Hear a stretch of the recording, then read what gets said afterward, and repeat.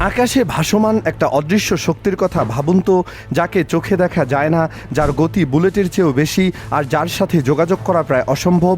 এমন একটা অদ্ভুত যন্ত্র যদি হঠাৎ করে আকাশ থেকে মুছে যায়, তখন কি হবে? আজ আমি আপনাদের যে ঘটনাটা বলতে যাচ্ছি তা কোনো কল্পবিজ্ঞানের গল্প নয়, এটা বাস্তবতা। আর এই বাস্তবতা এতটাই অবিশ্বাস্য যে পুরো বিশ্বের সামরিক বিশেষজ্ঞরা এখন রাতে না ঘুমিয়ে একটাই প্রশ্নের উত্তর খুঁজছেন, আসলে কি ঘটেছে সেখানে। গত কয়েকদিন ধরে মধ্যপ্রাচ্যের আকাশে একটা নীরব যুদ্ধ চলছে। আমেরিকা, যারা সামরিক শক্তির দিক দিয়ে পৃথিবীর একচ্ছত্র প্রভু, তাদের দুটি অত্যাধুনিক স্পাই ড্রোন হঠাৎ করে নিখোঁজ হয়ে গেছে ইরান সাগরের কাছাকাছি কোনো এক জায়গায়। MQ-9 রিপার নামটা শুনলেই যে কোনো সামরিক বিশেষজ্ঞের ঘুম উড়ে যাবে। এই ড্রোনগুলো কিন্তু কোনো সাধারণ খেলনা নয়, এগুলো তৈরি করতে খরচ হয় হাজার হাজার কোটি টাকা। কিন্তু এই বিপুল খরচের পেছনে যে প্রযুক্তি লুকিয়ে থাকে, সেটাই আসল কারণ এই ঘটনাকে রহস্যময় করে তুলেছে। এই ড্রোনগুলোকে এমনভাবে ডিজাইন করা হয়েছে যেন পৃথিবীর যে কোনো আধুনিক রাডারের চোখ ফাঁকি দিতে পারে।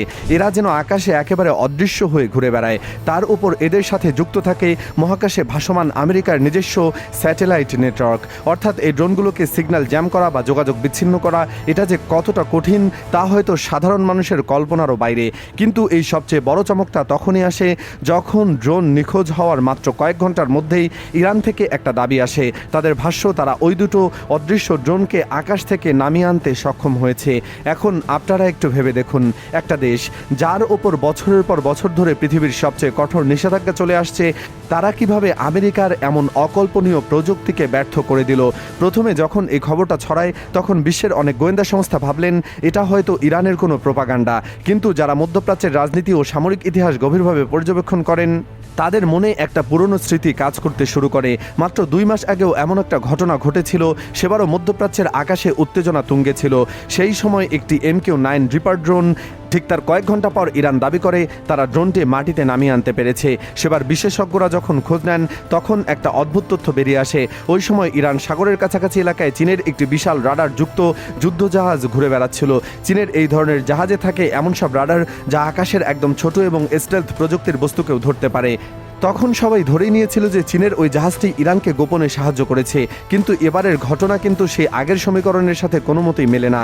কারণ এবার ইরান সাগরের কাছাকাছি কোথাও চীনের কোনো রাডার জাহাজের উপস্থিতি খুঁজে পাওয়া যায়নি। এখানেই তো আসল রহস্যটা লুকিয়ে আছে। চীনের সাহায্য ছাড়া ইরান কিভাবে আমেরিকার এই অদৃশ্য ড্রোনগুলোকে ট্র্যাক করলো, আর ট্র্যাক করার পর সিগন্যাল জ্যাম করে মাটিতে নামানোর মতো প্রযুক্তি তাদের কাছে কিভাবে এলো? এই প্রশ্নের উত্তর খুঁজতে গিয়ে বিশেষজ্ঞরা ইরানের সাম্প্রতিক একটি সামরিক মহড়ার দিকে নজর দেন। মাত্র কয়েকদিন আগে ইরান তাদের দক্ষিণাঞ্চলে একটি বিশাল সামরিক মহড়া দেয়। সেখানে প্রথমবারের মতো তারা তাদের নতুন একটি রাডার সিস্টেমের ঝলক দেখান।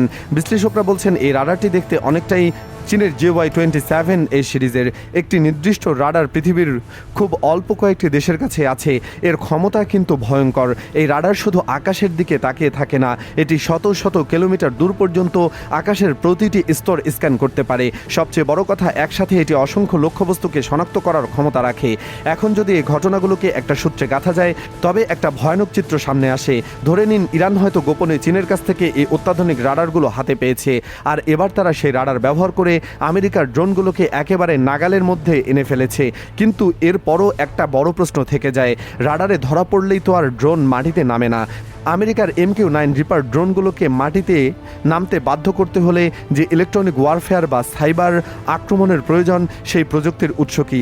এই প্রশ্নটা এখন পুরো বিশ্বের জন্য একটা বড় চিন্তার কারণ হয়ে দাঁড়িয়েছে। আমেরিকার পক্ষ থেকে এখন পর্যন্ত কোনো আনুষ্ঠানিক ব্যাখ্যা দেওয়া হয়নি যে তাদের ড্রোনগুলো গেল কোথায়। তারা শুধু বলছে ড্রোন দুটোর সাথে যোগাযোগ বিচ্ছিন্ন হয়ে গেছে। অন্যদিকে ইরান একেবারে দৃঢ় প্রতিজ্ঞ যে তারা ড্রোনগুলো তাদের দখলে নিয়ে নিয়েছে। এই নীরবতা আর দাবির দ্বন্দ্বের মাঝখানে একটা বড় রাজনৈতিক খেলা চলছে বলে মনে করছেন অনেকে। কিন্তু আসল সত্যিটা কি এখানেই শেষ? আমি মনে করি না।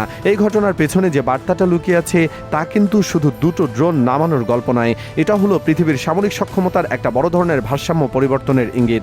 আগে আমেরিকা বা তাদের মিত্র দেশগুলো এমন অভিযান চালালে তারা নিশ্চিত থাকতো যে তাদের প্রযুক্তিকে কেউ চ্যালেঞ্জ করতে পারবে না। কিন্তু এখন যদি সত্যি ইরানের কাছে এই ক্ষমতা থেকে থাকে, তবে তা মধ্যপ্রাচ্যের পুরো ভূরাজনীতি বদলে দেবে। ইসরায়েল, সৌদি আরব বা আমেরিকার গোয়েন্দা নেটওয়ার্ক সবাইকে নতুন করে ভাবতে হবে তাদের নিরাপত্তা নিরাপত্তা ব্যবস্থা নিয়ে। ভবিষ্যতে এর প্রভাব কি হতে পারে তা নিয়ে সামরিক পর্যবেক্ষকরা ইতিমধ্যে নানা তথ্য দিতে শুরু করেছেন। অনেকে বলছেন এরপর থেকে আমেরিকা হয়তো তাদের ড্রোন অপারেশন আরও বেশি সতর্ক হয়ে যাবে। অন্যদিকে ইরান যদি এই ড্রোনগুলোর প্রযুক্তি খুঁজে বের করতে পারে অথবা চীন বা রাশিয়ার কাছ থেকে এই প্রযুক্তি পুঙ্খানুপুঙ্খভাবে বিশ্লেষণ করার জন্য পাঠাতে পারে, তবে তা আমেরিকার জন্য একটা বিশাল কৌশলগত পরাজয় হয়ে যাবে। পুরো বিষয়টা একটা বড় অদ্ভুত রহস্যের জালে আটকে আছে। আমেরিকার নীরবতা কি তাদের লজ্জার প্রমাণ, নাকি তারা পেছনের দরজা দিয়ে কোনো বড় কূটনৈতিক বা সামরিক পদক্ষেপ নেওয়ার প্রস্তুতি নিচ্ছেন? আর ইরানের দাবি যদি সত্যি হয় তাহলে একাকে এই অসাধ্য সাধন করছে, নাকি পেছনে রয়েছে পৃথিবীর অন্য কোনো বড় শক্তির হাত? আপনার কাছে কি মনে হয় এই ড্রোন নিখোঁজ হওয়ার পেছনের আসল রহস্যটা কি? ইরান কি সত্যি এতটা এগিয়ে গেছে, নাকি এটা কোনো বড় সামরিক জোটের পরিকল্পিত খেলা? আপনার মতামত অবশ্যই কমেন্ট করে জানান, কারণ এই ধরনের গোপন সামরিক ঘটনাগুলো নিয়ে সাধারণ মানুষের ভাবনা অনেক সময় বিশেষজ্ঞদের চিন্তার চেয়েও অনেক বেশি গভীর হয়। আপনাদের সাথে এই রহস্য আরও গভীরে যেতে ভিডিওটি শেষ পর্যন্ত দেখুন আর চ্যানেলটি সাবস্ক্রাইব করে বেল আইকনে ক্লিক করুন, যাতে এমন আর কোনো চাঞ্চল্যকর তথ্য মিস না হয়ে যায়।